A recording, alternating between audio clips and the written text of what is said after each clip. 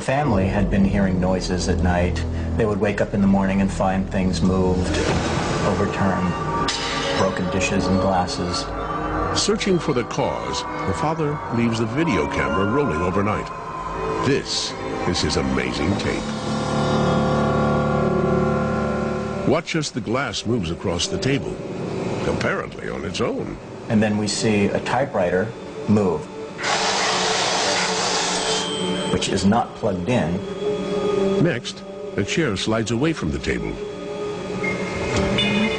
And the recliner mysteriously begins to rock back and forth. Then we hear the front door of the house, left of the rocking chair, open and then close.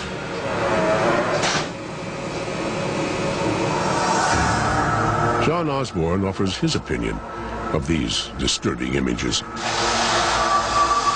I've watched it countless times looking for any evidence of foul play, and I couldn't find it.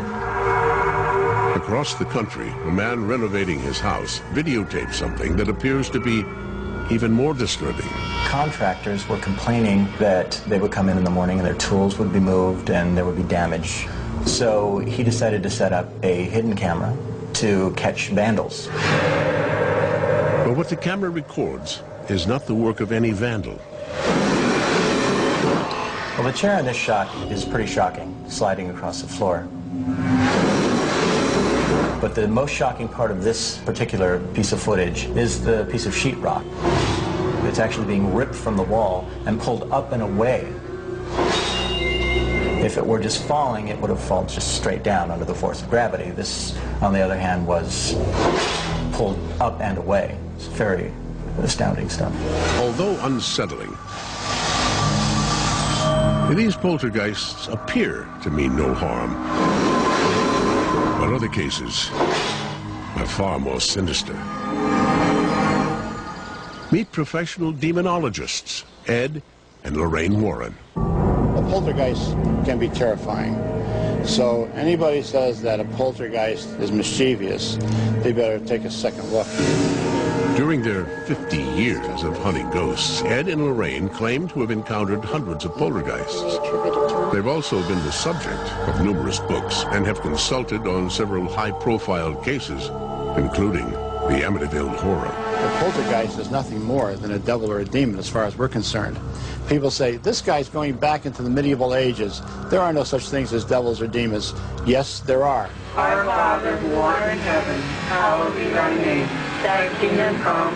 The Warrens feel that some of the most compelling evidence ever recorded has been videotaped by them in this Connecticut home. For months, the family, whose faces are obscured to protect their identity, have been tormented by what they fear is a poltergeist. Ed attempts to communicate with the troubled spirit. One knock for yes, two for no. Are you a man? Are you a boy? The mother leans against the kitchen table, her hands in full view, as Ed continues asking questions. You want the people in this house to move?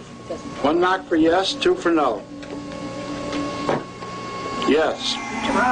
Okay. Who is it that you don't like the most here? Is it?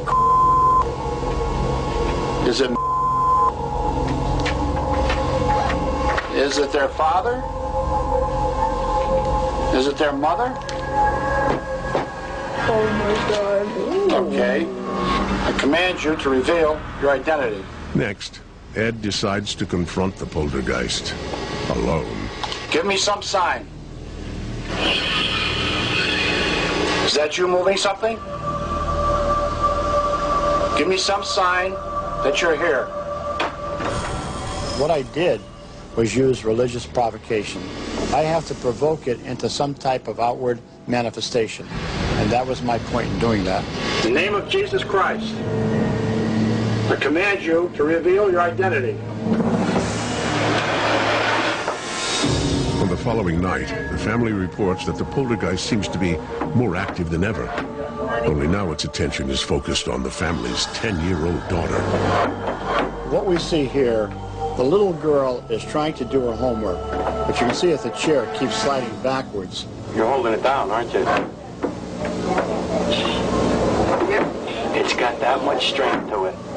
Now, if you watch, you can see the little girl's legs are up on the rungs of the chair. She's not pushing herself up from the floor. The mother is not tipping that chair backwards. Nobody is touching that table. The table moves of its own volition. Holy cow! Don't be scared. Sadly, this frightening ordeal finally drives the girl to tears. We've done this many times, so Okay, honey?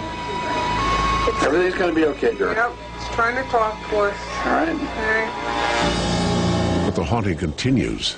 Later, as the daughter tries to sleep, an invisible force appears to be shoving her out of bed. It's bringing me forward.